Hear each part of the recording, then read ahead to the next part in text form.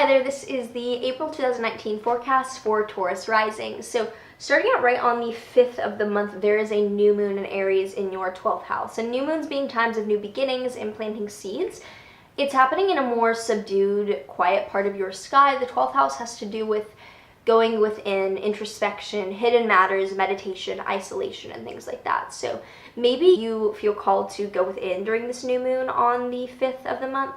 You feel called to pick up a new spiritual or meditative practice, or simply to introspect more. Sometimes also new moons in the 12th house can mean that something is going on behind the scenes, maybe not in our best interest always. Not to scare you or whatnot, but just to be on the lookout for something developing that you're not aware of, whether that's in good or bad, or it could be a surprise or a shock in that sense.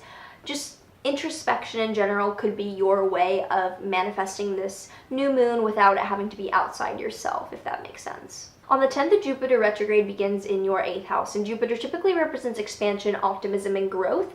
And with it in your 8th house, it's been doing this in terms of shared finances with others, but going retrograde simply means that maybe we're taking some steps back to look at how far we've come. We're editing what we've written down in that chapter of our lives, and we're taking a few moments to re-examine and reconsider before moving forward. And for you, it's in an area relating to joint assets with others. On the 17th, Mercury enters Aries and moves into your 12th house. So with this intellectual planet in your 12th house, you may be more mentally stimulated to think about those spiritual matters as well. This and the new moon point me towards thinking that for you, there is more of a focus and shift towards maybe the more hidden, more esoteric aspects of life and more soul searching this month.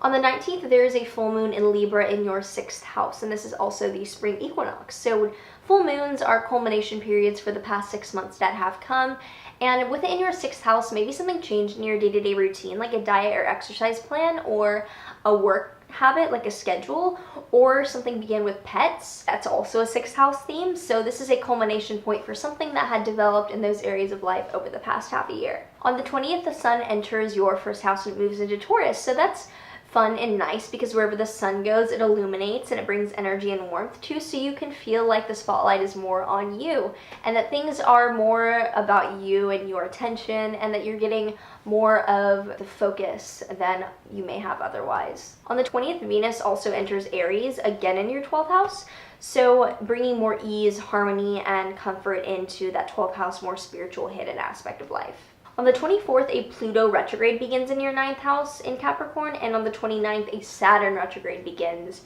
in Capricorn in your 9th house as well. So these two planets, Saturn and Pluto together in your 9th house, have really been asking for a radical restructuring and seriousness in terms of your belief system, your education, or your long-distance travel plans, foreign countries in general. So with these two planets going retrograde, it's an opportunity and a calling to re-examine the developments and changes that have been made.